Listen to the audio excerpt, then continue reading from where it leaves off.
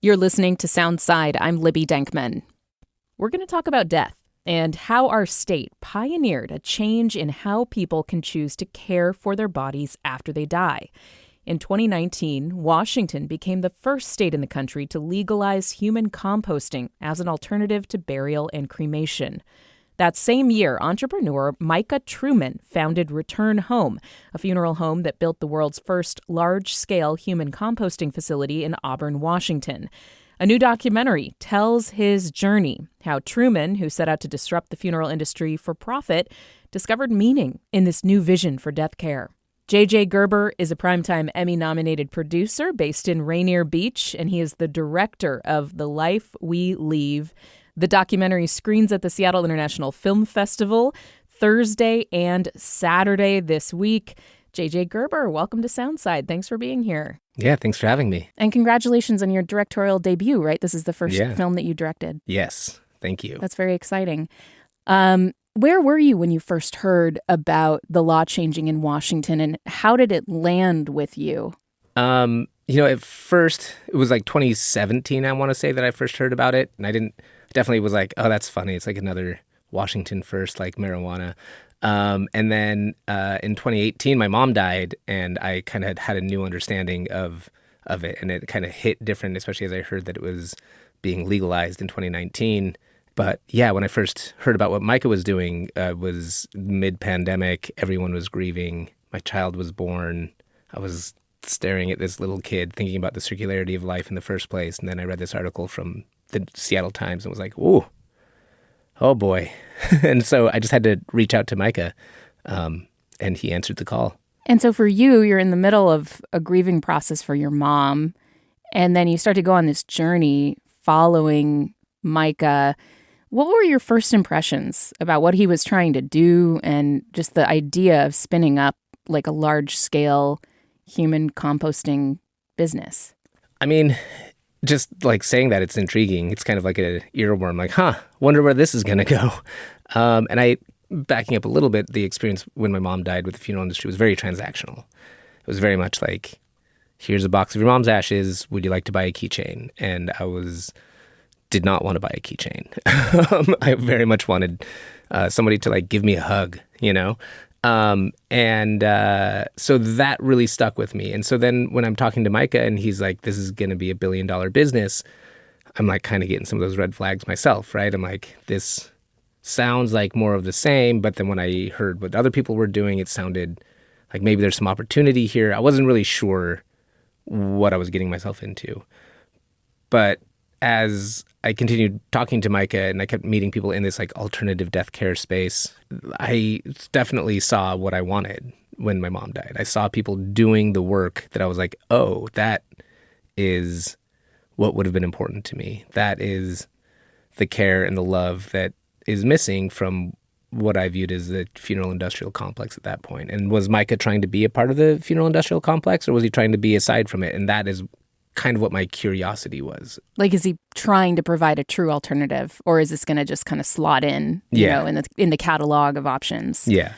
I guess first, for people who haven't gotten a chance to see the film yet, you pretty early on give like a visual kind of guide to how the process works of human composting. But if you can kind of describe that for people, like step by step, generally, what are we talking about when we say human composting? Yeah, so human composting is a process that turns the human body into soil.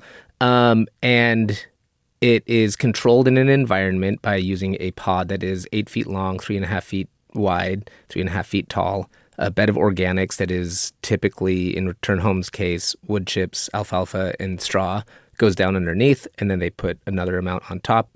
And then once that is there, once all of the things are in the pod, they put it up on a shelf, basically, and they attach it to this airflow system. And it's really that air going through it, like when you blow on a fire, and it kind of like lights it up a little bit, and it gets the flames going. It's that airflow that really like gets the microbes in your gut. All of that kombucha you've been drinking, all of those good kale salads, you know, has your gut biome nice and healthy. And as a result of that, they're very happy to start eating you once you die. So the microbes like multiply and they start to break down your body. And then eventually you are left basically with a skeleton, right? And then the skeleton in the process is ground down, kind of like when somebody's cremated. Yeah. And then there's like another final period, right? Where then the full soilification kind of starts. So after the bones are ground down, they're added to what's called phase 2. And so they reintroduce the ground down bones into the compost again in another bin. And it just sits there. And they just let it sit for another 3 to 6 weeks. And then you have compost at the end of that. It just cures there for a little bit. It evaporates some of the water weight off of it. Did Micah have to actually build the pods for the first time? Like, this didn't exist anywhere, right? Yes. Micah had to develop these vessels that work with his system. Each of the companies has their own kind of proprietary system, and Micah had to come up with his own.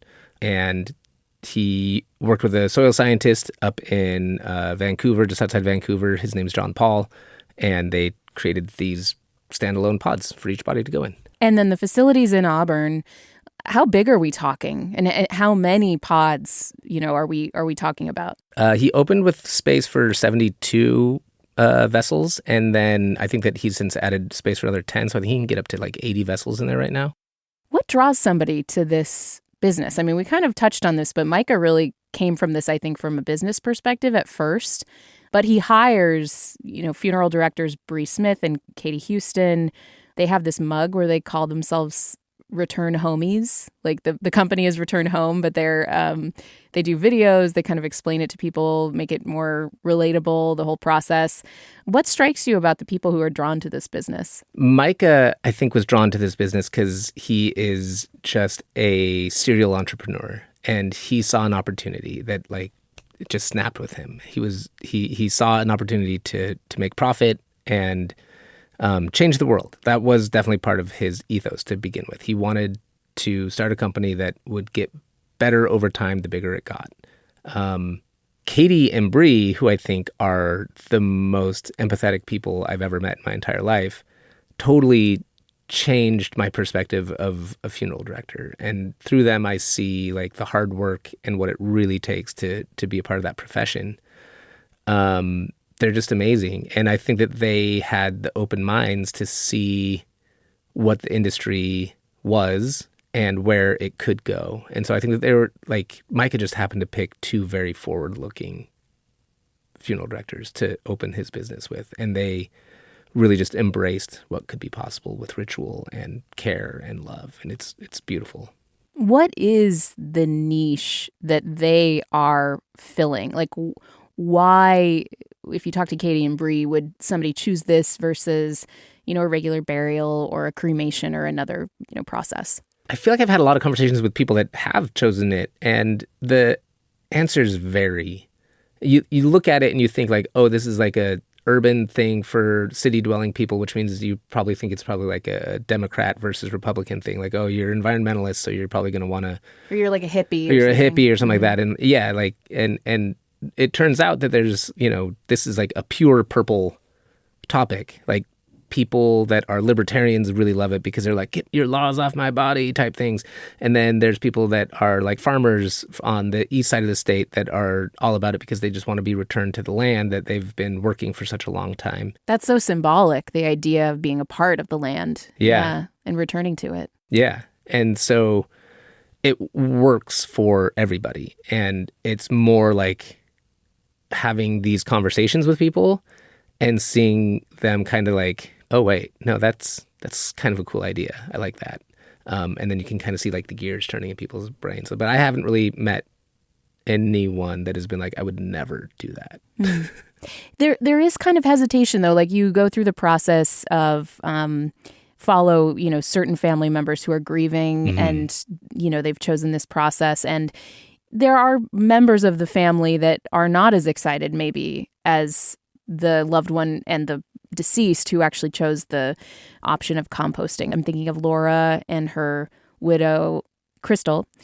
And there's a moment where Crystal is telling Micah, I think, that, Laura's family didn't feel comfortable coming to the facility today. But then later they do come and become kind of part of, the process of receiving the soil that Laura has become. But it's definitely something that people have to get used to, right? Like it's a learning process. This is a brand new thing. Absolutely. Yeah. It's so new. And, there are religious aspects to it too. Like some people, maybe their religion says something that would make it not approachable for them. And that's fine. Like, I don't think that anybody's saying you have to do this, right? But there's definitely a warming up period of people getting through, whether it's the ick factor, as I've been calling it, or just the thinking about death in general. Some people just don't want to think about it. Like, I don't want to go there because I have to think about it. Like, nobody really goes to a funeral home, right? Unless you have to go to a service, or maybe you're picking up some ashes. Otherwise, it's not really a place you go to. And the way that Return Home is kind of set up is a little bit different. You can go there for ritualistic purposes the entire time your person is there. And so that creates for more touch points along the way to build a relationship between the people that are working there and the people that are using their services. What does a funeral look like if you've chosen human composting? I think this is what Bree and Katie really did a great job of, is they were handed this blank canvas and they got to explore what people want. And that's what's kind of cool about the way Return Home has set it up, is because they just have a big space and you can do what you want with it, as long as it's safe and legal and shows love and care. So it's cool. There's, you can be hands-on, you can be hands-off, you can, have an open casket, if you will. And you can put things in the vessel as long as it's compostable. And you can think of what would be meaningful to you or meaningful to the person that you're saying goodbye to. When the process all gets done, the body in the composting process produces a lot of soil. And there is a moment where Micah's kind of saying this can be an obstacle, because what do you do with that soil unless you have a big, piece of land or, somewhere to use it? What do families that you've talked to generally do with the soil that has been their loved one? It's a good question. There's a lot of soil. It's, I think even though they've gotten it down, and that they get it down by drying it out more, losing the water weight, it's still about a cubic yard of soil. And if you have a garden, you know what that means. If you don't have a garden, that's, the flatbed of a pickup truck, full, mounded above the top. And it's a lot. So I've seen people use it in their gardens and their property. And if they don't have that kind of property, but they want it all, they have seen people distribute it to family members and to loved ones. There was one story I heard about, a family did a craft day where they built little pollinator bombs, and they would go around and they'd make seeds with little pollinator seeds out of the compost, and they'd just chuck them around town to make little patches of flowers around town. Oh, that's cool. People divvying them up and going on hikes and sprinkling some compost in places that were important all over the world even. And then if you don't have any space and you don't have the energy, or your grief is keeping you from being able to come up with some of these ideas, Return Home has a 8-acre park that they can spread it at. And so you can take some of it, you can take all of it, you can take none of it. And Return Home can help you with that. I'm talking with J.J. Gerber, who is the director of the new film, The Life We Leave. It's about the human composting business, Return Home, and its evolution since the legalization of human composting in Washington state in 2019. The documentary screens at the Seattle International Film Festival this Thursday and Saturday. J.J., we talked about the fact that when you started making this film, the grief process is ongoing. I've lost my mother as well. So I understand, the monumental nature of that kind of grief and how it still is with you. But when you first started the filmmaking process, it was very fresh for you because you had recently lost your mother. What did you learn about the process of grieving in making this film about a company that was trying to help people with their grieving process and also talking to all these families? I definitely learned that talking about it is a very healthy thing to do. Not that I wasn't talking about it before, but, having to constantly talk about this story about my mom and being able to share that with other people that are grieving it creates this comfort between people that are grieving that is interesting, and seeing it play out like in large scale in some of these screenings of people, I think that's really created a really beautiful conversation. Grief is hard. It just sneaks up on you when you don't expect it to, and you're like, oh, I'm doing better now. Like I feel better. And then you'll see like a bird fly by and you're like, oh, Yeah. and then it just hits you again. It's just a wave, right? And the wave comes, the wave goes, on with life. And that's just something, somebody said at some point, you don't get over grief. You just learn to live with it. Somebody said it's something much more poetic than that, but it was basically that idea, and I think that's true. Your life kind of adjusts a little bit to live with the grief. The funeral industry is a huge industry in America. I mean, it's worth more than $20 billion, the estimate is.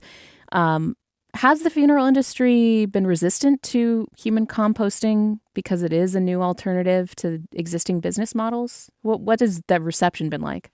I don't know if they've been so resistant as they've just been non-committal, like not interested in a way when I first started and what I was witnessing.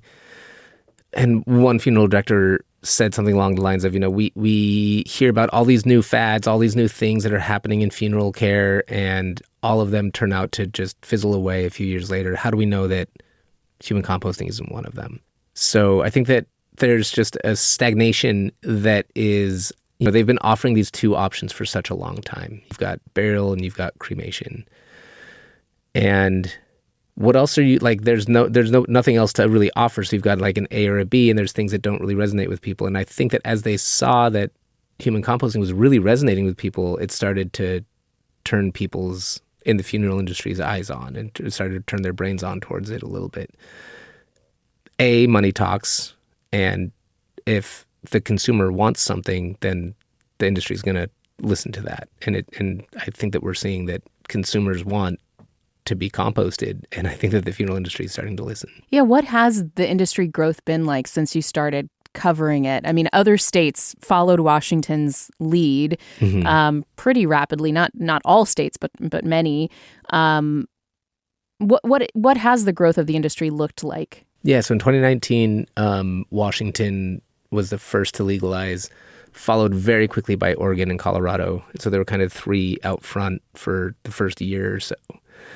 Since then, there are now 14 states that have legalized, and there's 16 states that are considering it. And it's internationally, there's a group in Germany that's looking at it. There's a movement towards legalization in Australia, in England, a couple other European countries. So it's spreading, and people are definitely interested in it.